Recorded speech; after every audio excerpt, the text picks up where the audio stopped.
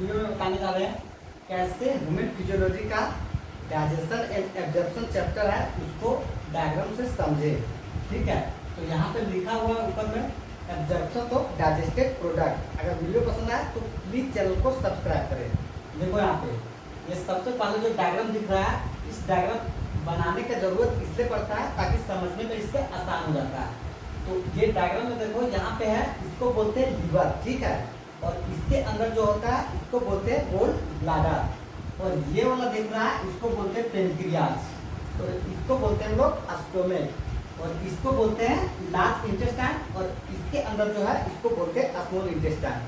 अब देखो सभी के पार्ट तो नाम क्या बोलते हैं, इसको बोलते हैं असेंडिंग कोलन, इसको बोलते हैं ट्रांसवर्स कोलन, इसको बोलते हैं डिसेंडिंग कोलन, और ये जो होता है इसको बोलते हैं रिक्टम। ठीक है, अब यहाँ से यहाँ जो एरिया होता है इसको बोलते हैं डियोडेनम, और इधर जो होता है अंदर में इसको जेजनम और इलियम। ठीक है, यहाँ पे देखो पेनक्रियास जो होता है एक रेड कलर में है, तो इसको समझ लेना एक्सोक्राइन पोर्शन, और जो ब्लैक कलर में है इसको समझ लेना एंडोक्राइन पोर्शन। आने की किसी को भी समझ सकता है, जरूरी नहीं है वही ऑर्डर, इसको भी ये समझ लो या उसको वो समझ लो। ठीक है, यहाँ कहने का मतलब ये है कि क्राइन पोर्शन जो होता है ये सिक्रेट करता है हार्मोन का, तो एक्सोक्राइन और एंडोक्राइन में यही फर्क होता है। ठीक, अब यहाँ से देखो गोल ब्लाडर। अब ये गोल ब्लाडर जो होता है ये रोल प्ले करेगा आगे, लेकिन अभी इसको ध्यान नहीं देना, उतना ध्यान देना है कि लीवर का। ठीक है, तो लीवर जो होता है पेनक्रियास जो होता है, और एक हो जाएगा ऊपर में माउथ। ठीक है, तो यहाँ से देखेगा जो माउथ से स्टार्ट होगा और जो एनस तक फाइनली जाएगा, तो ये जो पूरा पार्ट होगा इसको क्या बोलते हैं, एलिमेंट्री कैनाल। ठीक है, और यहाँ से लीवर है, माउथ में जो होता है सैलिवरी ग्लैंड, और यहाँ पे पेनक्रियास जो होता है ये सभी क्या कहला जाएगा, ये डाइजेस्टिव ग्लैंड्स। ठीक है, तो एलिमेंट्री कैनाल और डाइजेस्टिव ग्लैंड्स ये दोनों मिला करके क्या बना देगा, डाइजेस्टिव सिस्टम। ठीक है, तो यही इसको डिस्कस करना था, जिसके विषय में यहाँ पे देख रहे हैं। आप देखो सबसे पहले जो टॉपिक है इसको हम समझते हैं। ठीक है, एब्जॉर्प्शन ऑफ डाइजेस्टेड प्रोडक्ट। अगर हम किसी चीज को खाना खाते हैं तो खाना खाते हैं जैसे कि कार्बोहाइड्रेट लिए, प्रोटीन लिए, फैट्स लिए, विटामिन लिए, मिनरल लिए, ये सभी को खाने के बाद कहाँ चला जाता है, ये स्टोमिक में चला जाता है। अब स्टोमिक में चला जाता है सभी, इसके मतलब इधर से बाहर नहीं जाता है। कुछ ऐसा होता है जो यूजफुल होता है जो शरीर में रह जाता है, और जो अनयूजफुल होता है ये बाहर चला जाता है। तो इसको यहाँ पे समझते हैं। तो यहाँ पे देखो अगर किसी भी डाइजेस्टेड प्रोडक्ट, किसी भी खाना को खाते हैं और डाइजेस्ट होता है, तो वो 3 प्रोसेस से क्या हो जाता है, बॉडी में एब्जॉर्ब हो जाता है। ठीक, तो 3 प्रोसेस से ही एब्जॉर्ब होता है। देखो ये कितना इम्पोर्टेंट होता है और कितना अलग होता है समझने में, इसको समझो। देखो पहला नंबर पे है पेसिव ट्रांसपोर्ट। ठीक है, तो सेकंड नंबर पे है, पहला नंबर पे एक्टिव ट्रांसपोर्ट। तो पेसिव को ही डिस्कस कर लेते हैं। देखो पेसिव ट्रांसपोर्ट है, अगर जैसे कि मान लो कुछ अमाइनो एसिड है, ठीक है, या फिर शुगर ले लो, ठीक है, ग्लूकोज, और इसके साथ यहाँ पे थोड़ा सा एक्स्ट्रा ले लेते हैं जो कि हम लोग कहते हैं क्या, ये क्लोराइड है। ठीक है, ये क्लोराइड को ले लेते हैं। अब कुछ ग्लूकोज है, अमाइनो एसिड है, क्लोराइड है, ये सभी जो होता है इसका जो एब्जॉर्प्शन हो जाएगा। ठीक है, तो इसमें किसी भी तरह का एनर्जी का जरूरत नहीं पड़ेगा। पेसिव मतलब क्या होता है, ये इसमें एनर्जी का जरूरत पड़ता ही नहीं है। ठीक है, जब एनर्जी का जरूरत नहीं पड़ेगा और उस तरह से डायरेक्टली एब्जॉर्ब हो जाएगा, तो उसी प्रोसेस को बोलते हैं पेसिव एब्जॉर्प्शन। ठीक है, अब यहाँ पे अभी लग रहा हो कि इसमें कुछ नहीं समझ में आया, लेकिन आगे समझ में आ जाएगा। देखो एनर्जी कहाँ पे जरूरत होता है, तो ध्यान रखेगा एक्टिव ट्रांसपोर्ट। अगर मान लो किसी आदमी को पहाड़ पे चढ़ना है, तो वो नीचे से चला जाएगा ऊपर, तो उसके पास क्या चाहिए, ऊपर जाने के लिए एनर्जी का जरूरत होता है। लेकिन उस आदमी को पहाड़ से अगर गिरा दिया जाए तो उसको एनर्जी का जरूरत नहीं पड़ेगा, वो ऑटोमेटिक गिर जाएगा। तो सेम कंडीशन किसके पास होता है, एक्टिव ट्रांसपोर्ट के साथ होता है। ठीक है, ये एक्टिव ट्रांसपोर्ट मैकेनिज्म से जो एब्जॉर्प्शन होता है, यहाँ पे एनर्जी का जरूरत होता है। तो यहाँ पे ध्यान रखेगा, एक बहुत इंपॉर्टेंट होता है, ये Na+ है। ठीक है, ये इलेक्ट्रोलाइट होता है, और इसके अलावा यहाँ पे कुछ अमाइनो एसिड होता है, ग्लूकोज होता है, इसका एब्जॉर्प्शन जो होता है ये इस एब्जॉर्प्शन में भी, ठीक है, एनर्जी का जरूरत पड़ता है। तो इसको बोलते हैं एक्टिव ट्रांसपोर्ट मैकेनिज्म से एब्जॉर्प्शन हुआ। अब देखो फैसिलिटेटेड ट्रांसपोर्ट मैकेनिज्म से एब्जॉर्प्शन कैसे होता है। देखो फैसिलिटेटेड ट्रांसपोर्ट मैकेनिज्म में यहाँ पे एनर्जी का जरूरत हुआ, यहाँ पे ऑटोमेटिक अपने हो गया, यहाँ पे किसी का सहारा की जरूरत होता है। ठीक है, तो ये Na+ जब तक सहारा नहीं देगा तब तक ये एब्जॉर्प्शन नहीं होगा। एब्जॉर्प्शन होता कहाँ पे, तो ध्यान रखेगा यहाँ पे स्मॉल इंटेस्टाइन जो होता है यहाँ प्रेजेंट होता है विली और माइक्रोविली, यहीं पे एब्जॉर्प्शन होता है। ठीक है, तो ये Na+ करता क्या है, देखो एक है यहाँ पे फ्रुक्टोज, ठीक, अब ये फ्रुक्टोज है और इसके अलावा यहाँ पे कुछ अमाइनो एसिड्स है। ठीक है, तो ये जो होता है इसको ट्रांसपोर्ट करने के लिए कौन सहारा देता है, ये Na+ है। ये Na+ इसको ले जाता है और इसको एब्जॉर्प्शन कराता है। ठीक है, तो इसी को बोलते हैं फैसिलिटेटेड ट्रांसपोर्ट मैकेनिज्म। ये Na+ नहीं रहेगा तो इसका एब्जॉर्प्शन नहीं होगा। अब देखो आगे यहाँ पे थोड़ा सा इंटरेस्टिंग सवाल आ जाता है।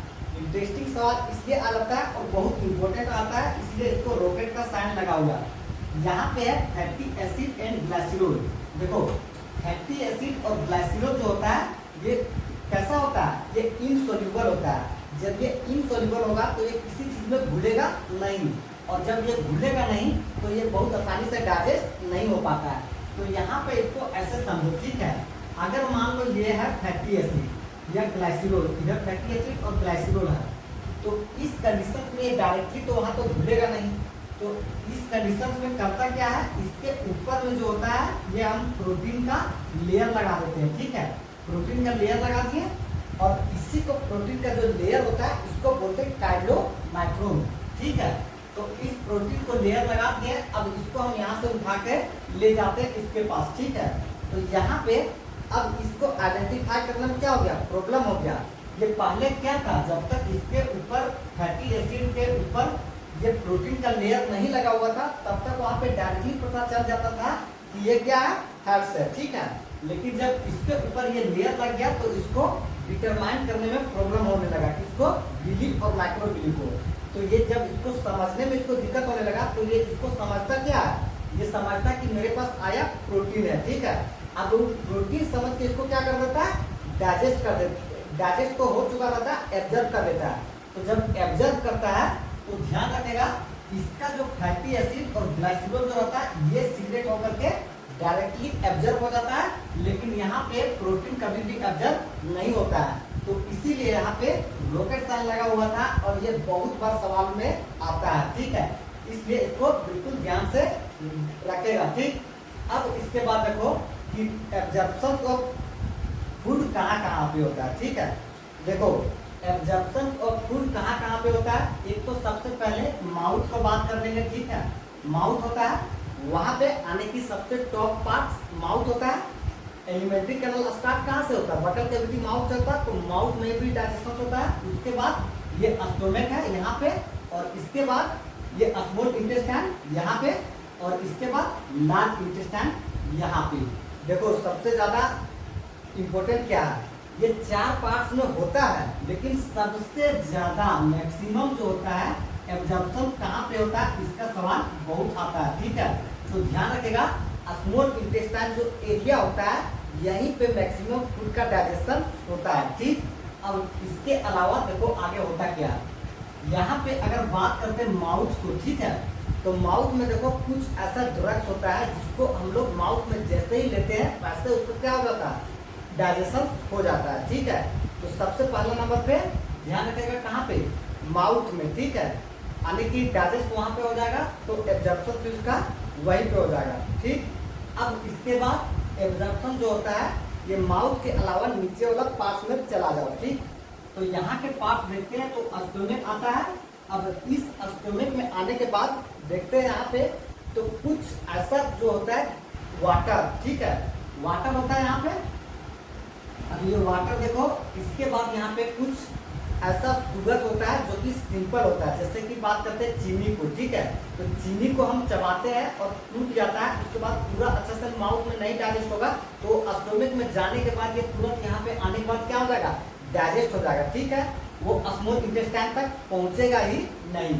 और इसके अलावा आ जाते हैं हम लोग नीचे स्मॉल इंटेस्टाइन में। ठीक है, तो स्मॉल इंटेस्टाइन जो होता है यहाँ पे मैक्सिमम डाइजेशन एब्जॉर्प्शन सब चीज़ यहीं पे कंप्लीट हो जाता है, क्योंकि एब्जॉर्प्शन के लिए यहाँ पे प्रेजेंट क्या होता है, बिलिक और माइक्रोबिलिक कहाँ पे, स्मॉल इंटेस्टाइन में होता है, इसीलिए यहीं पे सबसे ज़्यादा एब्जॉर्प्शन होता है।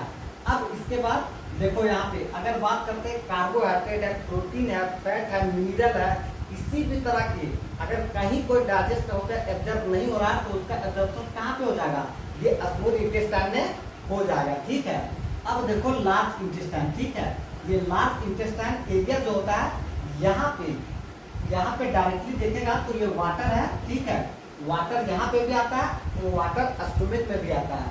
यहाँ पे कुछ मिनरल्स हो जाएगा और इसके बाद कुछ ड्रग्स हो जाएगा। ठीक है, जिसका एब्जॉर्प्शन कहाँ पे होता है, लार्ज इंटेस्टाइन में होता है।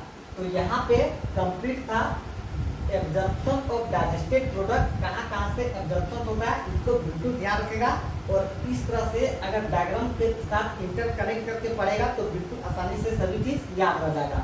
अब देखो थोड़ा सा फंक्शन एक्स्ट्रा। ठीक है, यहाँ पे देखो ये वाला जो पोर्शन होता है, एक्सोक्राइन पोर्शन होता है, ये एंजाइम को सीक्रेट करता है, लेकिन ये एंडोक्राइन पोर्शन को बिल्कुल ध्यान रखेगा, क्योंकि यहाँ से कौन सा हार्मोन सीक्रेट होता है, इंसुलिन और ग्लूकागोन सीक्रेट होता है। ठीक, अब यहाँ पे देखो लीवर का। ठीक है, लीवर जो होता है बहुत इंपॉर्टेंट होता है, क्योंकि लीवर जो होता है ये 1.2 से लेकर के 1.5 kg का होता है, और सबसे बड़ा लार्जेस्ट ग्लैंड होता है ह्यूमन बॉडी के अंदर में। ठीक, और इसका मेन जो फंक्शन होता है ये किसी भी टॉक्सिक प्रोडक्ट को डिटॉक्सिफाई कर देता है। ठीक, अब इसके बाद देखो यहाँ पे इधर से उतना ज़्यादा नहीं, सभी को डिस्कस करेंगे एक एक करके। तो चलो इतना में वीडियो काफ़ी लंबा हो गया होगा, करते हैं वीडियो को एंड। All the best.